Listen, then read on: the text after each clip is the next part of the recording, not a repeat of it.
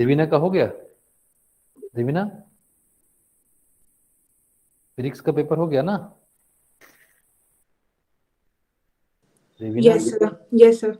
कैसा रहा? सर अच्छा था सर, इजी आया था मतलब। हाँ सर जो क्वेश्चन आपने कराए थे उसमें के काफी सारे क्वेश्चन आ गए थे, एक वो जो जी हाफ वाला था वो सब काफी आए थे। हाँ, तो अच्छा होना चाहिए कुल मिलाकर। हाँ सर, अच्छे हुए। बहुत बढ़िया। उधर बेइज्जती नहीं होगी। हाँ, तो नहीं सर।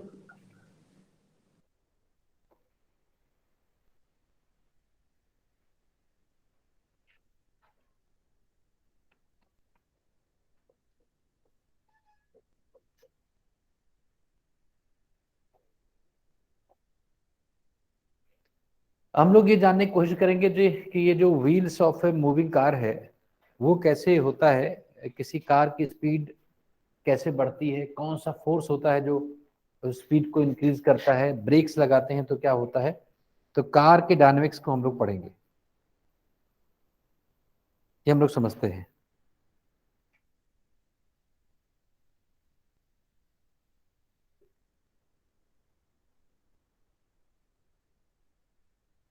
सर ये कोई न्यू चैप्टर है? नहीं नहीं, ये रोलिंग का ही पार्ट है, ये रह गया था तो इम्पोर्टेंट बहुत है। ठीक है, इसलिए हम लोग पढ़ेंगे नया चैप्टर नेक्स्ट, उससे शुरू करेंगे मंडे से। जो नेक्स्ट सेकंड बुक है ना, fluids, properties of matter, solids, ये सब वो शुरू करेंगे। तो अभी इसमें क्या है कि देखते हैं कि ये क्या होता है।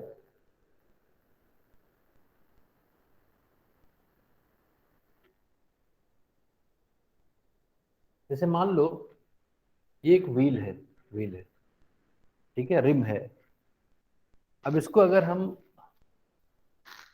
हॉरिजॉन्टल सरफेस पर रख दिया जाए, हॉरिजॉन्टल सरफेस पर, मान लो ग्राउंड है, ग्राउंड पर इसको रख दिया।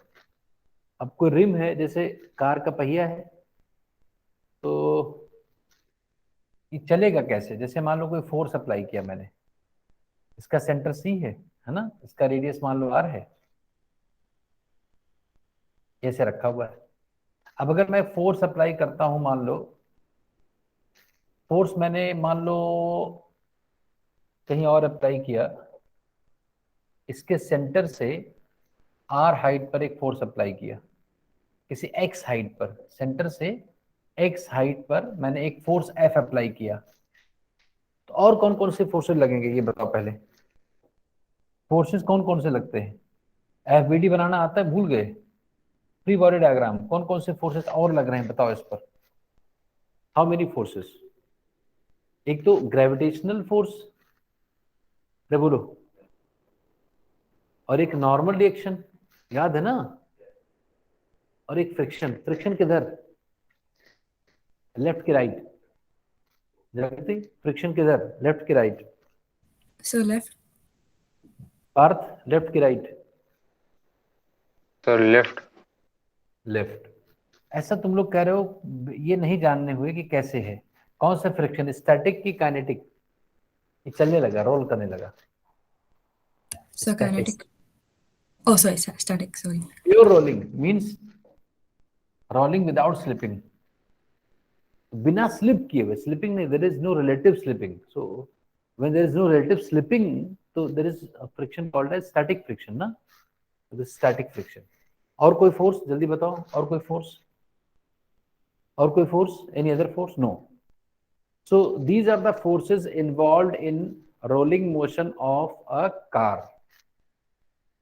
ये लगा, मैं व्हील की बात कर रहा हूं, व्हील की बात कर रहा हूं। अब अब ये बताओ कि इसका सेंटर ऑफ मास जो होगा वो इन सारे फोर्स की वजह से एक्सेलरेट करेगा। मैंने कह दिया एसी है, और साथ ही साथ ये घूमेगा भी तो ना ऐसा। तो घूमने के एक्सेलरेशन को क्या बोलते हैं, कोई बताएगा? व्हाट इज रोटेशनल एक्सेलरेशन, उसको नाम क्या है? एंगुलर एक्सेलरेशन, उसका सिंबल क्या है? अल्फा। अल्फा, भूल गए तुम लोग? अभी तो अरे एग्जाम हुआ है। एसी इज लीनियर एक्सेलरेशन, ठीक है, linear acceleration, and alpha is क्या? Angular acceleration, angular acceleration. याद करो मैंने सिमेट्री लिखवाई थी कि ट्रांसलेशन में ये हो जाता, रोटेशन में ये हो जाता। देखो एक कहीं लिखा होगा ट्रांसलेशन में ये लीनियर होता है, रोटेशन में इसको एंगुलर कहते हैं, ये कहीं लिखवाया जरूर होगा। नहीं लिखवाया है? नहीं मिल रहा है? आराम से आराम से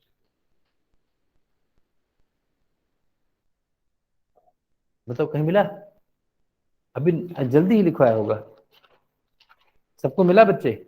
उसमें देखो ए की जगह करस्पॉन्डिंग टर्म मैंने क्या लिखवाया है, अभी लिखवाया है। ए जैसे है वैसे ए की जगह क्या लिखवाया है? अल्फा लिखवाया कि नहीं? अब चलो इक्वेशन फॉर्म करते हैं। तो ये आगे एक्सीलरेट कर रहा है, तो ये बताओ कि आगे ले जाने वाला फोर्स कितना है? आगे आगे ले जाने वाला, आगे एक्सेलरेशन के डायरेक्शन में नेट फोर्स कितना है? अरे फिगर देखकर बताओ कि हॉरिजॉन्टल डायरेक्शन में कितना फोर्स है? F minus f s. Very good. F minus f s is equal to, Newton ने क्या कहा? यही तो, यही कहा है। अच्छा इसमें कितने अननोन्स हैं इस इक्वेशन में? Jagriti, how many unknowns are there, variables are there that we don't know? Unknowns are there? Sir, one. There are two unknowns. We don't know friction. Fs is unknown, na? Fs Yes, max is known. Fs has Yes. no formula. Yes, sir. Fs is unknown as well as E Mass. center of mass is unknown. So if we want to calculate friction, we need another equation. अरे एक ही variable, दो unknown से तो कैसे हो पाएगा? तो दूसरी इक्वेशन कहां से बनेगी? Can anybody guess? Second equation में कहां से लाऊं?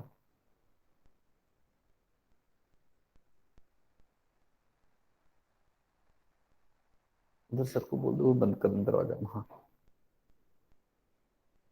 Can anybody suggest? Parth, how to write second equation? This is first equation. Sir total reaction force को इक्वल टू वेट कर देंगे। हाँ बोलो,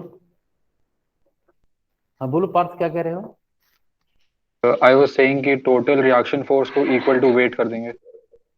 तो उससे उससे क्या n is equal to m g कर देंगे, तो ये तो एफ एस और एसी तो ऐसे ही रहे। Sir total reaction Na plus f जो है। Na plus f is reaction. Oh sorry sorry sir, confuse हो गया था। हाँ no, normal reaction is balancing mg only. How to write second equation? How to find second equation? ये equation कैसे आई है Arushi? How did we get this equation? Newton's f net is equal to m a. So f net is equal to m ए के जैसा rotation में क्या होता है? देखो जैसे f is equal to m a होता है, वैसे रोटेशन में क्या होता है फोर्स की जगह? Torque. So net torque is equal to क्या? Net Mass torque is into equal to m की जगह sin. I, I alpha. So from the equation of this rotational motion, we can find using tau is equal to I alpha, we can find the second equation, right? Aditya,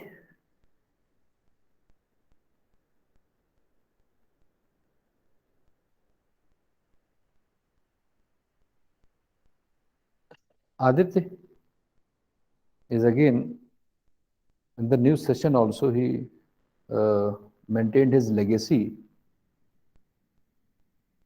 of quitting and escaping, and I will maintain mine, writing a message.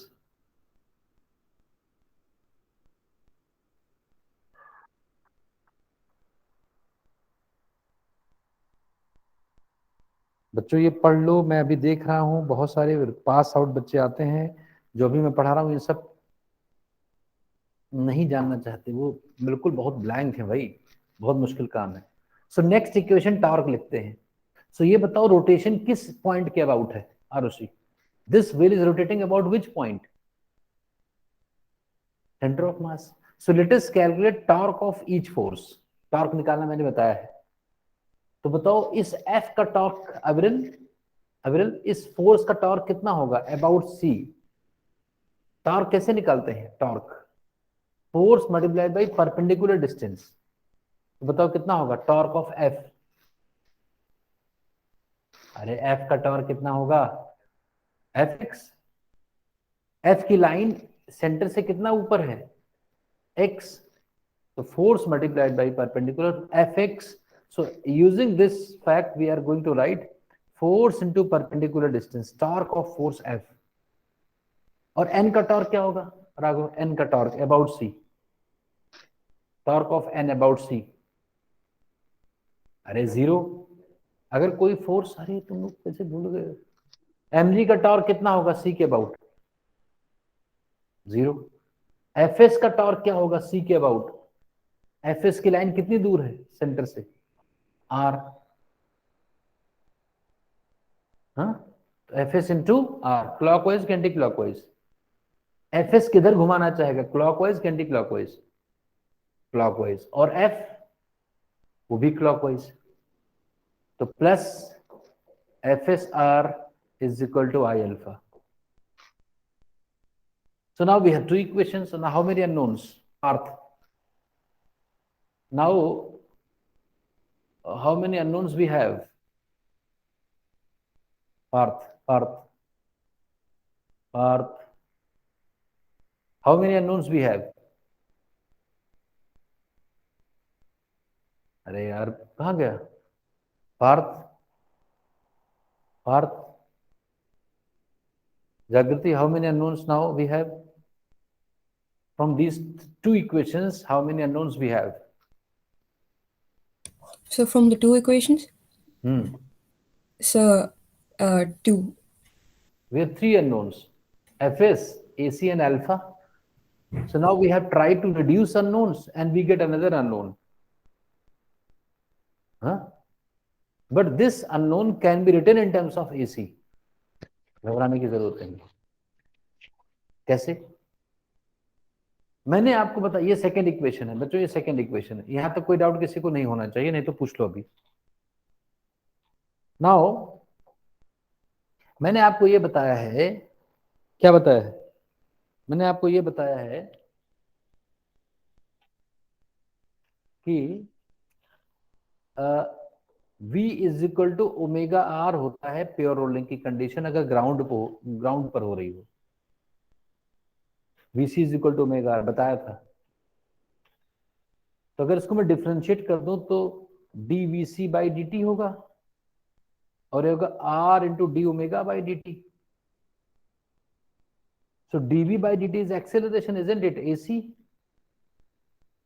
And d omega by dt is alpha.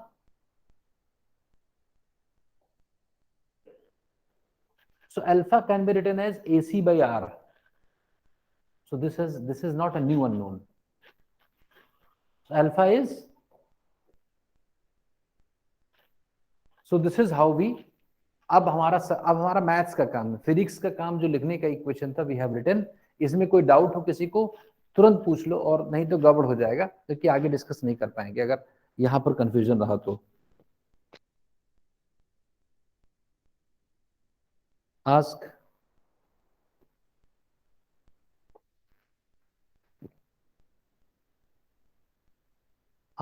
Any doubt?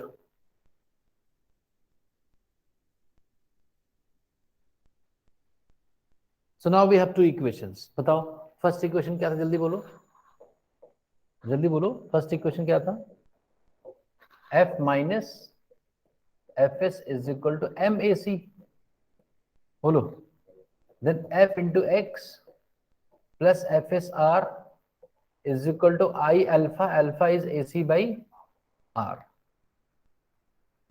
So now we have two equations, two unknowns. We can find friction as well as acceleration of center of mass. So this is what is called as dynamics of pure rolling. This is the method by which we have to apply these concepts in order to get the acceleration and the friction involved. So let us divide this. अगर मैं divide कर दूं तो AC cancel out हो जाएगा और friction की value मिलने वाली है।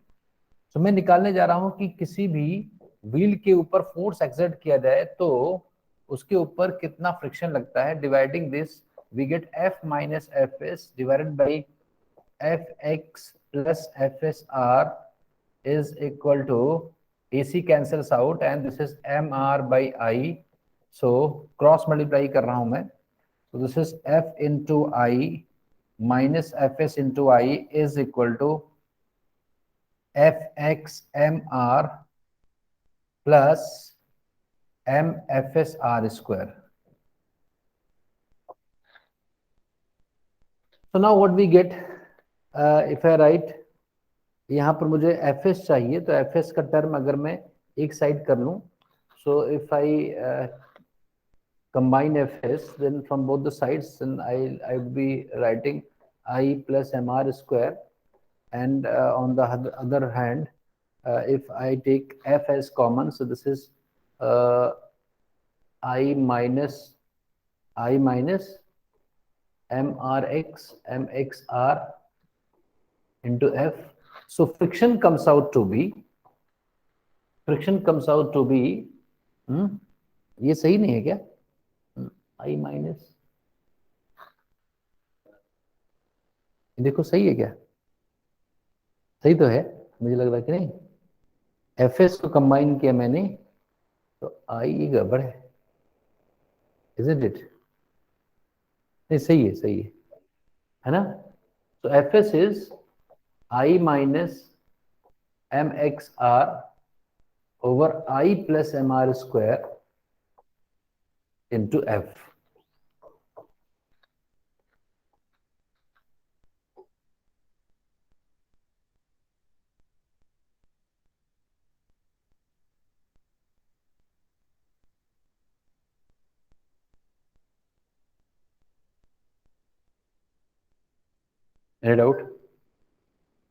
एनी डाउट किसी को बताओ जल्दी।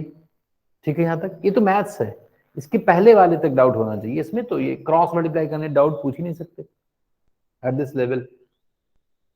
ये how do we multiply it?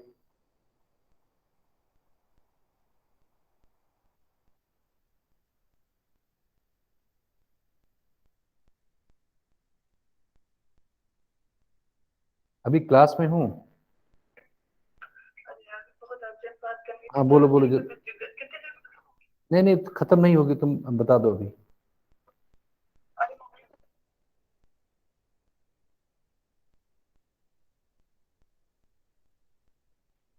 अरे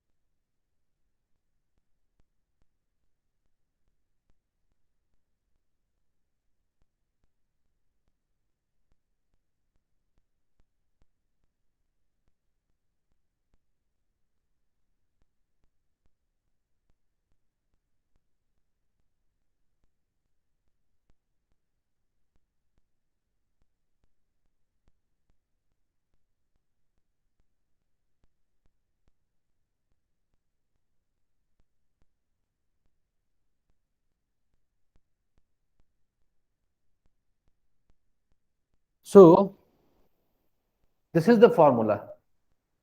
अब तुम लोगों ने बहुत बड़ी गलती कर दी, तुम लोगों ने फ्रिक्शन का डायरेक्शन पीछे बैकवर्ड्स बता के गड़बड़ी कर दी है। कैसे? ये फॉर्मूला याद रखना है, फ्रिक्शन की वैल्यू है। अब याद रखो, इस फॉर्मूले को लिख लिया सबने ना। Now drawing another situation, suppose this is a ring.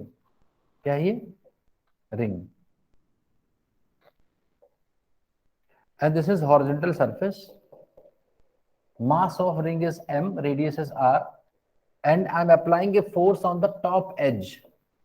यहां पर मैं फोर्स लगा रहा हूं किसी रिम पर, रिम के ऊपर मैंने ऐसे लगाया फोर्स। अब बताओ फ्रिक्शन किधर लगेगा? फ्रिक्शन गेस करो किधर लगेगा? How many forces will act? Parth, guess the forces. एक तो कौन सा? mg। दूसरा कौन सा? दूसरा कौन सा? n। फ्रिक्शन किधर लगेगा? अरे पार्थ या जागृति कोई बताओ, या जितिशा, अविरल, आदित्य, फ्रिक्शन किधर लगेगा? Friction in which direction? तुम लोगों के हिसाब से पीछे लगना चाहिए। ये किधर लगेगा? लेफ्ट के राइट? राइट। ये कह रहा फ्रिक्शन राइट है। अरे वही मतलब, तो राइट की लेफ्ट? ये लेफ्ट। कौन सा फ्रिक्शन? प्योर रोलिंग है, नो स्लिपिंग। विच फ्रिक्शन? विच फ्रिक्शन देवीना? स्टैटिक और काइनेटिक? जागृति? स्टैटिक। हाँ, स्टैटिक। स्टैटिक। बैकवर्ड्स लग रहा है पक्का? देखते हैं। अभी हम लोगों ने एक फॉर्मूला निकाला, एफएस को कैलकुलेट करने का फॉर्मूला निकाला था क्या? I minus m x r over I plus m r square into applied force F. हम लोगों ने ये जो फॉर्मूला ड्राइव किया था उस समय फ्रिक्शन को बैक पीछे ही माना था ना, पीछे, बैकवर्ड्स। सो ये फॉर्मूला हमारा इस पर एप्लीकेबल है, क्योंकि ऐसा ही फिगर तो यहां बना है ना। तो अगर ये टर्म पॉजिटिव आ जाएगा तब तो फ्रिक्शन एफ के डायरेक्शन में लगेगा। अगर ये टर्म पॉजिटिव है तो राइट हैंड साइड में फोर्स है और लेफ्ट हैंड साइड में फ्रिक्शन है, तो दोनों पॉजिटिव पॉजिटिव हो जाएंगे, मतलब सेम डायरेक्शन में। बोलो, तो जरा इन वैल्यूज को प्लेस करो। और रिंग का मोमेंट ऑफ इनर्शिया क्या होता है? रिंग का एम आर स्क्वायर। और ये फोर्स सेंटर से कितने हाइट पर लग रहा है? एक्स की जगह आर रखो, आई की जगह एम आर स्क्वायर रखो, और देखो फ्रिक्शन की वैल्यू क्या आ रही है।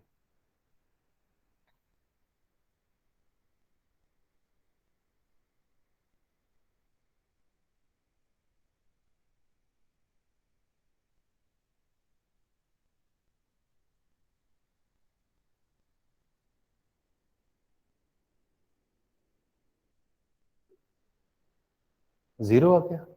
तब तो सब गड़बड़ हो गया, फ्रिक्शन तो एक्ट ही नहीं करेगा। आदित्य, अविरल, जितिशा, देवीना, जागृति, पार्थ, आरुषि, राघव, ये क्या?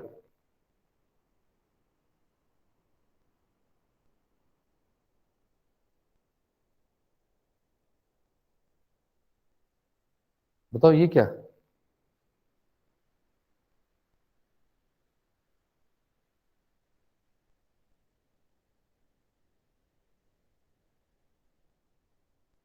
ये क्या?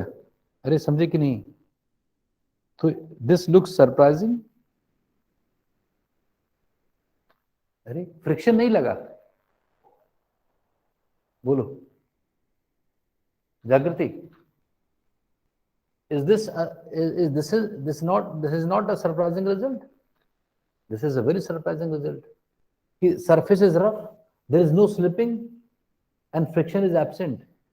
तो रिंग, जो रिम अगर है, if there is a rim के ऊपर अगर टॉप मोस्ट पॉइंट पर फ्रिक्शन लगाया जाए, फोर्स लगाया जाए, तो ये एक्सलेट होगा, और फ्रिक्शन ना भी हो तब भी ये रोल कर जाएगा। एंड फाइंड एसी, फ्रिक्शन की वैल्यू 0 है। अब वो देखो पिछले वाले उसमें जाओ जरा स्लाइड में, यहां से एसी कैलकुलेट कर लो। फ्रिक्शन 0 है, फ्रिक्शन 0 है। अरे बोलो, एक्स आर है, आई एम आर स्क्वायर है, एसी कैलकुलेट करके बताओ कितना होगा। एसी कैलकुलेट करो और सीधा यहीं से देखकर बता दो यार। फ्रिक्शन अगर 0 है तो f is equal to M,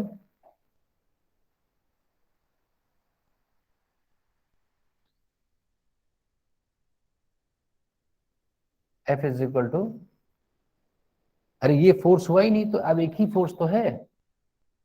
अरे अगर फ्रिक्शन 0 है तो सीधा आ गया ना एसी, एफ बाई एम, बस हो गया। वो रखो चाहे तब भी यही आएगा।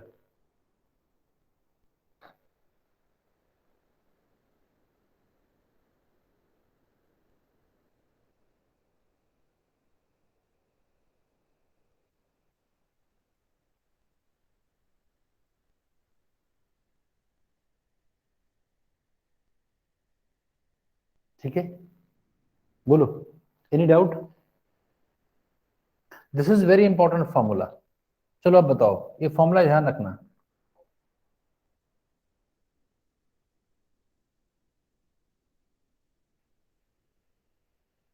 This is a disk of mass m radius r.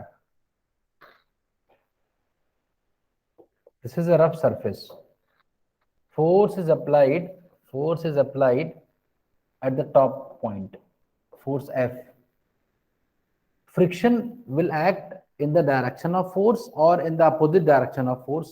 This you have to find. The force is applied at the top edge means this x is equal to r.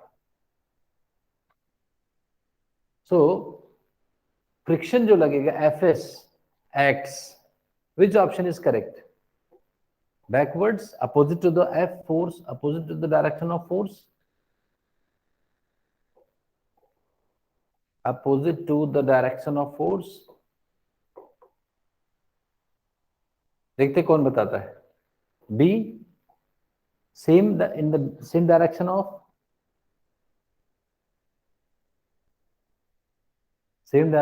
force.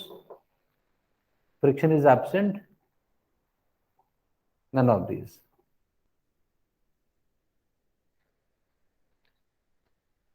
जागृति, दिशा, क्वेश्चन आता है ऐसा? Devina,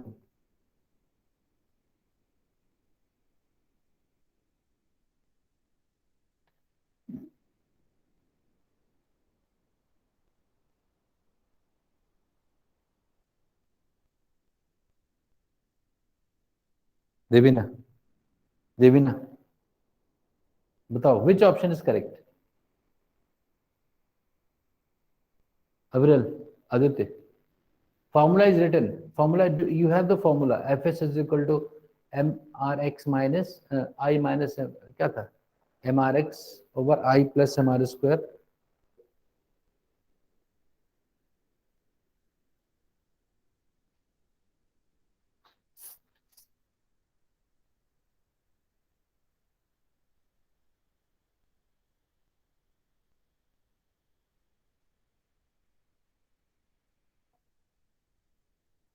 Opposite to the direction of applied force, मतलब backwards, पीछे लगेगा क्या? देखो क्या आ रहा है, Fs की वैल्यू क्या आ रही है? Check for Fs.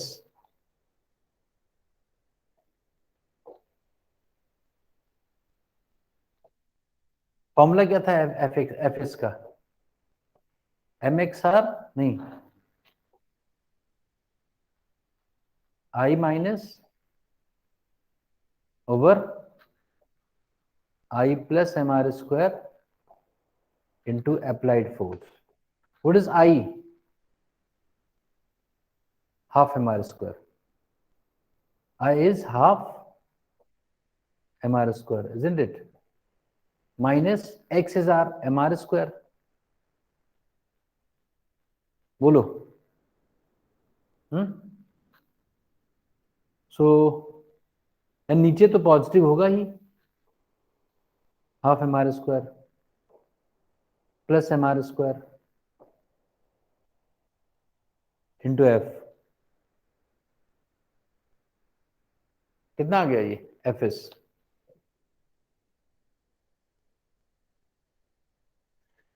माइनस कितना? Minus f/3.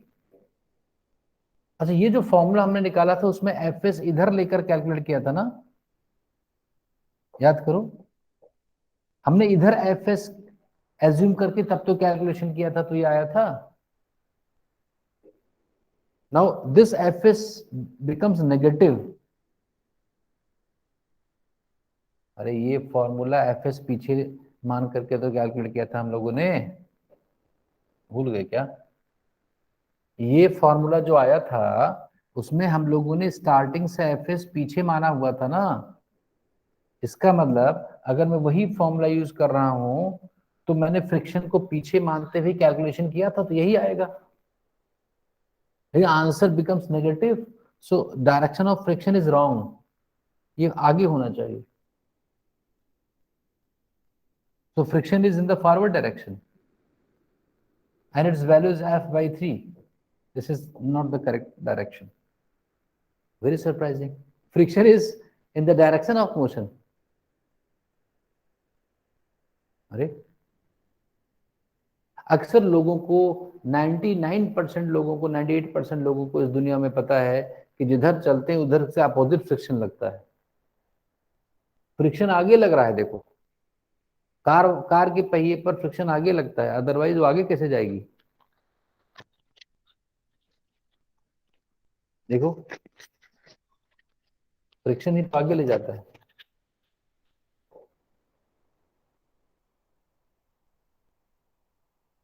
बोलो, एनी डाउट? यहाँ तो कोई डाउट? कोई डाउट भाई? बच्चों बताओ, Jagriti, Parth, Abril. No, sir. This formula, अब ये बड़ी इंपॉर्टेंट बात है। अगर यहाँ पर ऊपर अगर डिनोमिनेटर न्यूमरेटर में पॉजिटिव आ जाए तब तो फ्रिक्शन बैकवर्ड्स रहेगा, हमारा डायरेक्शन सही था। अरे मैंने फ्रिक्शन को पीछे मान करके कैलकुलेशन किया, ये एक्सप्रेशन आ रहा है। For a given situation I will calculate putting all values on this. If I get Fs as positive of f, then I'll be getting the same direction as we have predicted while calculating. And if I get the friction negative, then our direction of choice of friction was wrong. We have to reverse it. So as long as this expression is negative, friction is in the direction of force. अगर ये negative आएगा तो इसका मतलब friction force की तरफ होगा कि नहीं। देखो अगर आपको तुरंत पता करना हो कि किधर होगा तो देख लो, अगर I minus m x r negative हुआ तो फ्रिक्शन किधर होगा? फॉरवर्ड डायरेक्शन में। इसका मतलब x अगर कम है किससे? x ज्यादा है। अगर x की वैल्यू ज्यादा है I बाई एम आर से तो फ्रिक्शन तो किधर होगा बताओ? तो किधर होगा friction? Friction will act in the direction of applied force. Friction will act in the direction of applied force, isn't it? ये कंक्लूजन बहुत इंपॉर्टेंट है।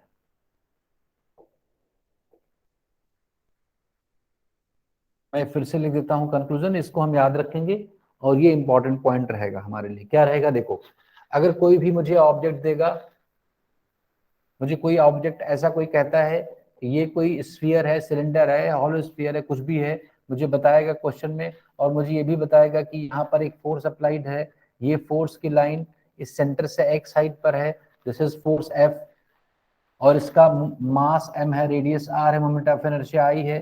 कोई मुझसे पूछे कि फ्रिक्शन फॉरवर्ड होगा कि बैकवर्ड्स होगा, तो मैं क्या निकालूंगा फटाफट?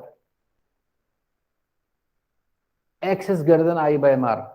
अगर x की value, if x is greater than I by m are,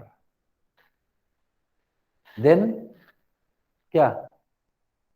forward force की तरफ, then along f, then friction will act along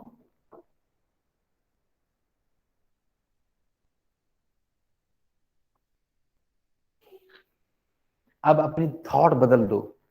जब मैंने ये पूछा था तो तुम्हें पीछे फटाफट तुम लोगों ने क्या कहा था कि पीछे लगेगा।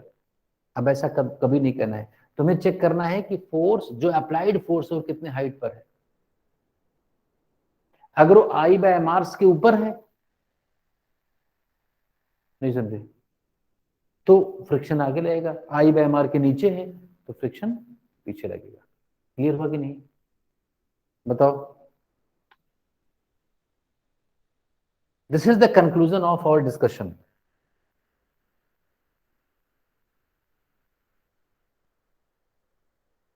देखो इधर, मान लो ये अच्छा अगर x is equal to I by m r है तो फ्रिक्शन लगेगा ही नहीं।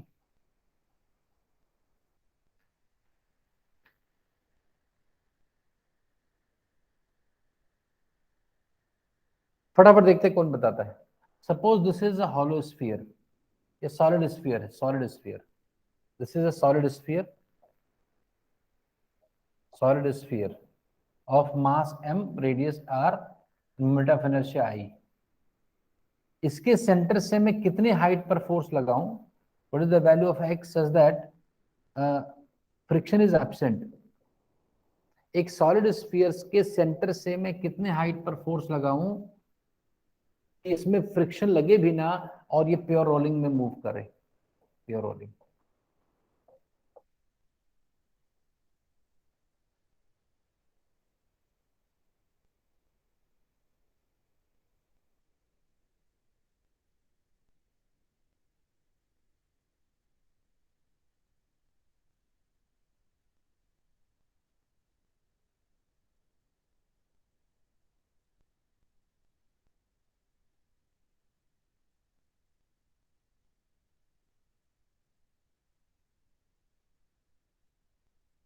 बताओ, आंसर बोलो, आंसर।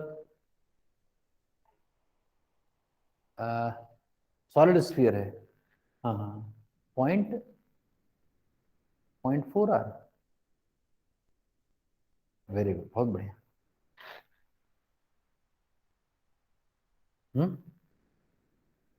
मान लो इसका रेडियस मैं भी दे दूं, radius is 4 centimetre, no, radius is let us say 5 centimetre. अब बताओ मैं फोर्स सेंटर से कितने हाइट पर लगाऊं कि फ्रिक्शन ना लगे? 2 सेंटीमीटर। वेरी इंटरेस्टिंग, बहुत कम बच्चे जानते हैं।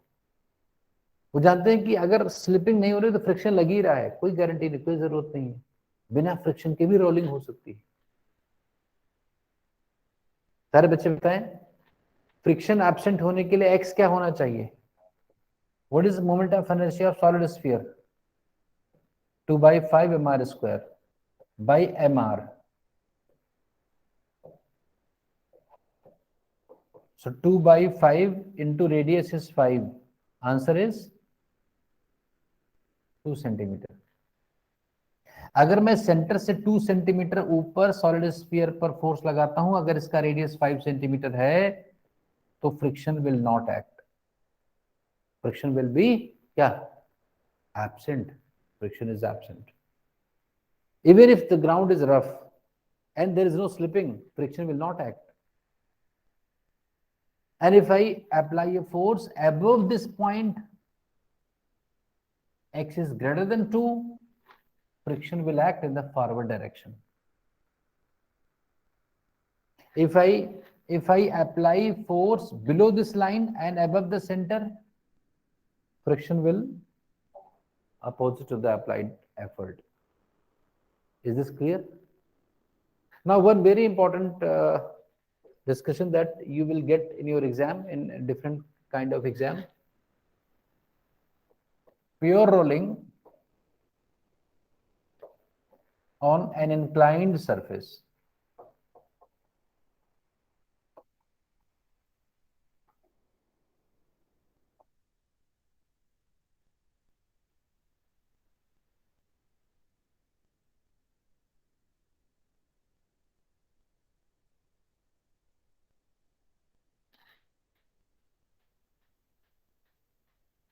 Suppose this is a rough inclined surface and an object is placed here.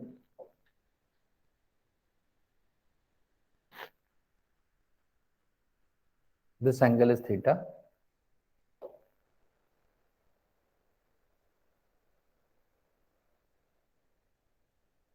Suppose this is a cylinder, solid cylinder.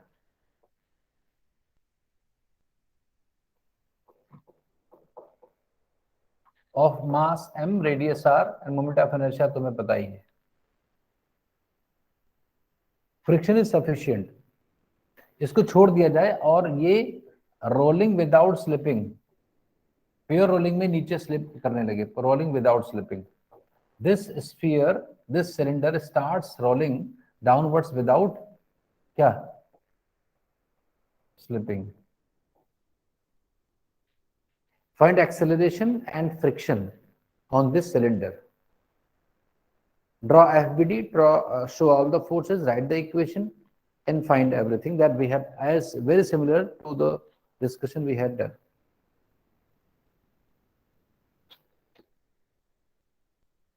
Adit, Gitisha, do this question.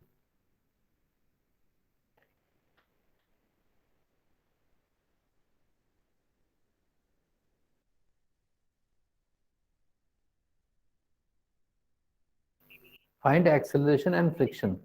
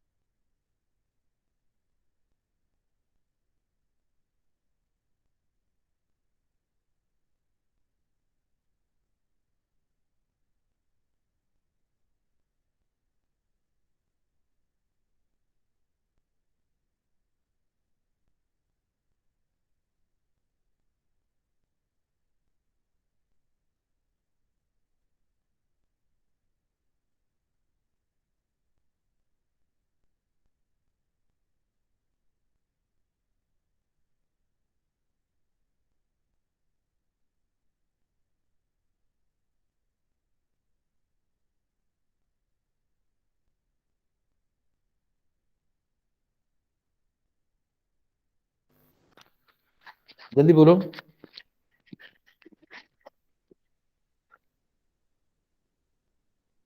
अरे एनी आइडिया, अरे क्या कर रहे हो तुम लोग भाई? बुद्धि खत्म हो गई तुम लोगों की। पेरिशेबल आइटम है बुद्धि। हैं? फोर्सेस दिखाओ, कौन कौन से फोर्सेस? कौन कौन से फोर्सेस? एक तो mg का कौन सा कंपोनेंट भूल गए? एक कंपोनेंट इधर mg साइन थीटा होता था, इधर mg कॉस थीटा, भूल गए क्या? ये एक डाउनवर्ड्स फोर्स mg लगता था, याद करो, उसको रिजॉल्व करते थे। अरे ब्लॉक को इंक्लाइंड सरफेस पे रखते थे। और कौन सा फोर्स? Normal reaction. और कौन सा फोर्स? मान लो पीछे की तरफ फ्रिक्शन मैंने कह दिया, मान लो अगर मैं डायरेक्शन गलत होगा तो अपने आप नेगेटिव आएगा, कैलकुलेट करेंगे। और कोई फोर्स नहीं है, और कोई फोर्स नहीं है। मैंने मान लिया कि इसका acceleration down the plane AC है और इसका एंगुलर एक्सेलरेशन अल्फा है। Now start writing the equation. Start writing equation for translatory motion. क्या होगा? Translatory motion, net force is equal to ma, so net force is mg sin theta minus fs is equal to mac. अरे net force is equal to ma। ना net torque is equal to I alpha.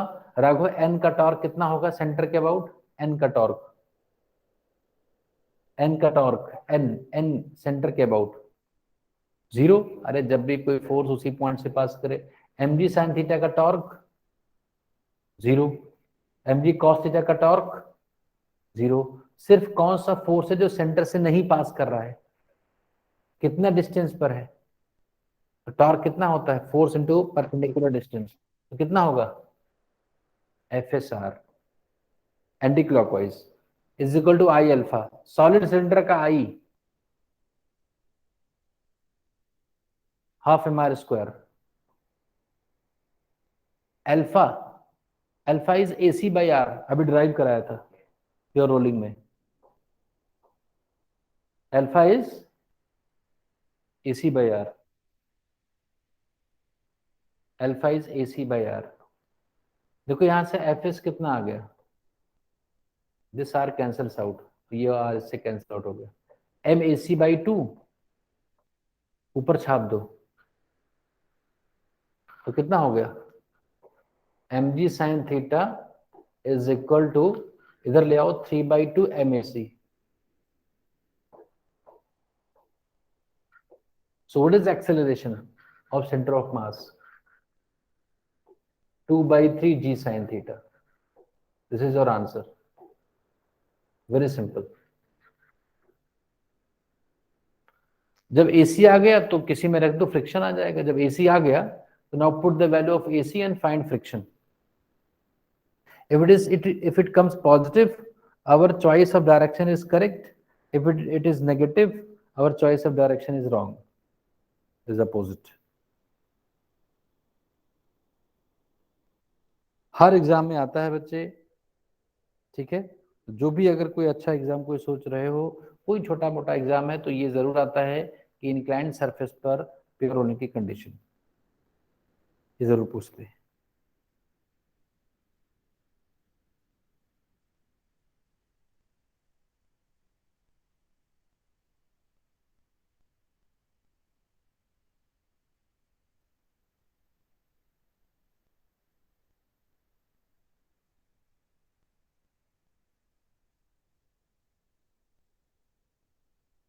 बताओ friction कितना आया हर्षी?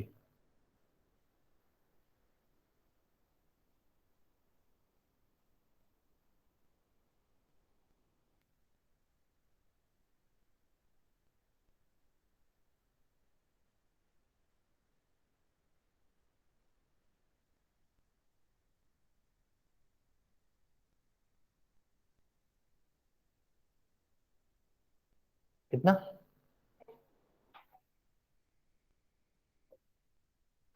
सो Fs is mg sin theta by 3। पॉजिटिव आ गया, इसका तो अपना डायरेक्शन ऑफ चॉइस जो है वो करेक्ट है। The force will act up the inclined surface, up the plane, ऊपर की तरफ लगेगा friction, and its value is mg sin theta by 3। Any doubt? इसमें क्या कोई दिक्कत नहीं। ये कहां से इक्वेशन आई? ट्रांसलेशन की इक्वेशन है। ये कहां से इक्वेशन है? रोटेशन की इक्वेशन है। This comes from rotational logic and this comes from translational logic, and इन दोनों को कंबाइन कर दिया। Alpha is equal to AC by R, this is the fact that we have used here. tau is equal to I alpha, this is torque, this is I, tau is equal to I alpha, ठीक है, and we get the result.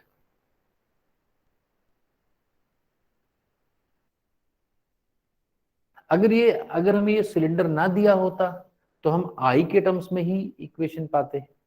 तो क्या आता है equation? अगर कोई body हो, मान लो इसमें ये ना दिया हो कि सॉलिड सिलेंडर है, एक स्फेरिकल बॉडी है, एक सिलेंड्रिकल है या स्फीयर कुछ भी है, उसका मास m है, रेडियस r है, मोमेंट ऑफ इनर्शिया I है, तो इसका एक्सेलरेशन कितना होगा ये हम निकाल सकते हैं। वैसे ही क्या आएगा, कोई गेस कर सकता है? g sin theta divided by 1 plus I by mr square. देखो इस पे फॉर्मूले पर रखो, सॉलिड सिलेंडर का 3/2 आ रहा है क्या? AC कितना आया था? 2/3। AC कितना आया था? 2/3। इस फॉर्मूले पर सॉलिड सिलेंडर क्या लिया था मैंने? सॉलिड सिलेंडर, इसको रखो, देखो 2/3 आ रहा है क्या? वो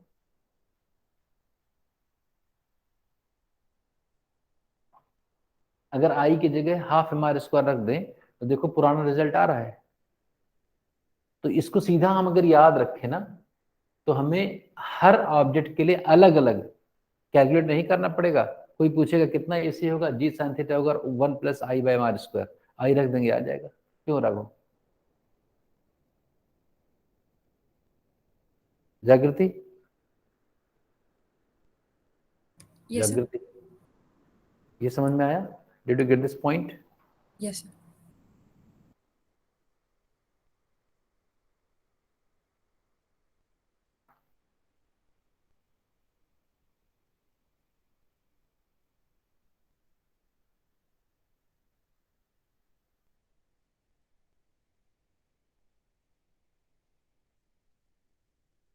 बोलो, अरे ठीक है, ये से नो। अच्छा आप बताओ, चलो क्वेश्चन बताओ, ये फॉर्मूला लिख के रखना। Suppose this is an inclined surface, we have three objects, similar objects,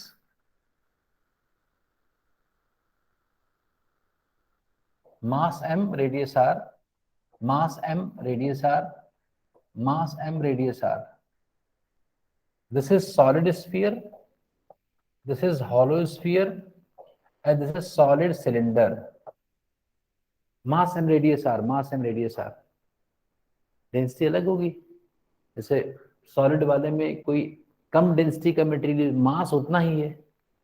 ये तो ठीक है, ये ठीक समझ गया ना, शेप वही है, रेडियस वही है। तो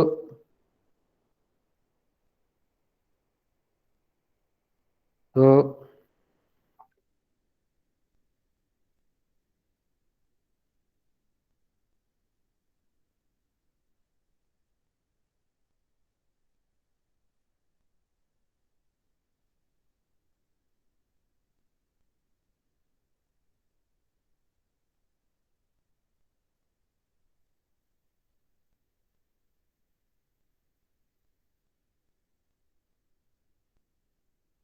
ये बताओ कि अगर तीनों को यहां से रिलीज किया जाए टॉप मोस्ट पॉइंट से, सबसे पहले नीचे कौन पहुंचेगा रोल करके? We have solid cylinder, solid sphere, hollow sphere. Write the question, write the question बच्चों।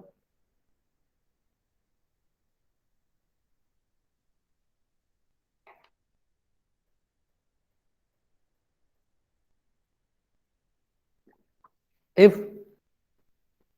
the three are released, if these three objects are released from top of the inclined plane, from top of the inclined surface,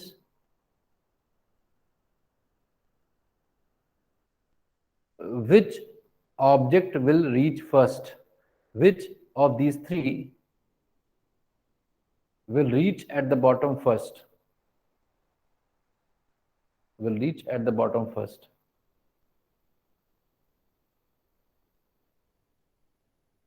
Let's say, who will give the right answer?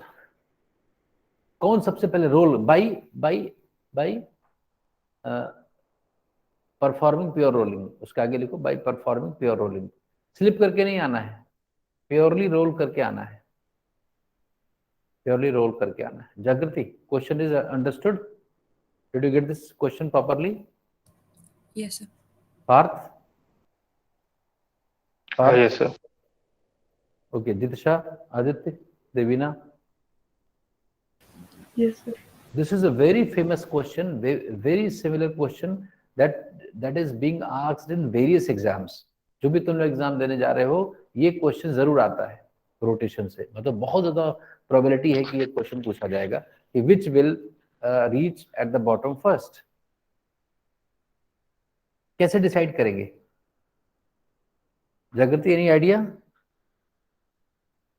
So we could calculate the acceleration of each.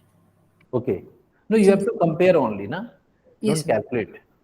So Yes, see here, what is acceleration of center of mass? Formula क्या था? g sin theta over 1 plus I by mr square। तो g सबके लिए same है, theta सबके लिए same है, 1 सबके लिए सेम है, मास सबके लिए सेम है, रेडियस सबका सेम है। Only factor that will affect the difference is moment of inertia. So the ये डिनोमिनेटर में है ना आई, तो जिसका आई कम होगा उसका ए सबसे ज्यादा होगा, वो सबसे पहले पहुंचेगा। तो इसका आई चेक कर लेते हैं किसका कम है। इसका आई कितना होता है moment of inertia solid sphere का? 2/5 मतलब 0.4 ना, mr स्क्वायर। हॉलो स्फीयर का, hollow sphere 2/3। Solid cylinder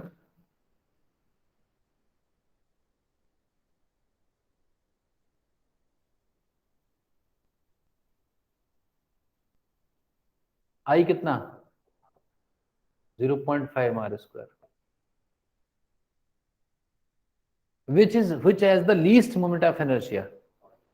So that will reach first. आता है क्वेश्चन? अरे जिसका आई कम उसका एसी ज्यादा, जिसका एक्सेलरेशन ज्यादा वो पहले आएगा. Jagriti, did you get this logic? Yes, sir.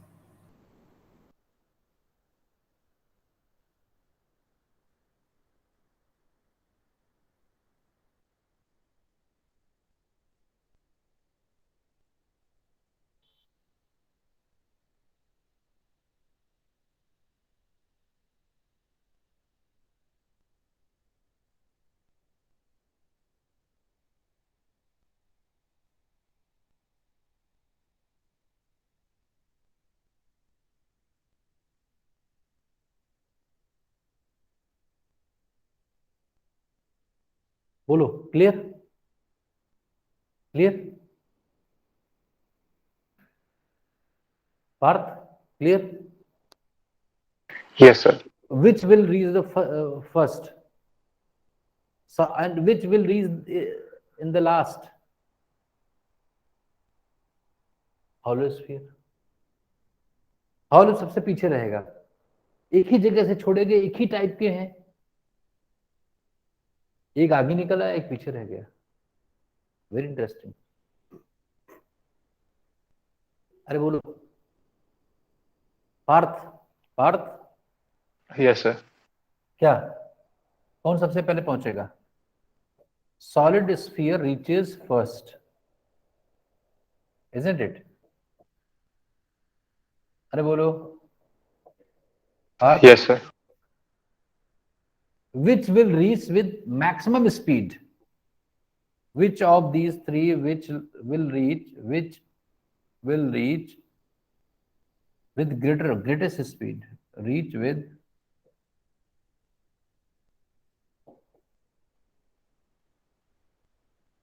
greatest speed.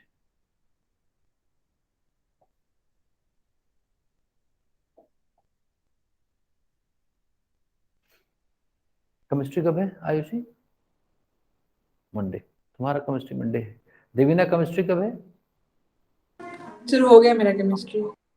Okay. और आदित्य, तुम्हारे भी हो गए कि केमिस्ट्री बचा हुआ है? केमिस्ट्री बचा हुआ है शायद आदित्य का. Jagriti, yours? Do you have any paper left, any exam left? No, sir. My exam got over. Okay. Parth? So Monday core chemistry. Okay, very good. So, what is the answer of this question? Which will reach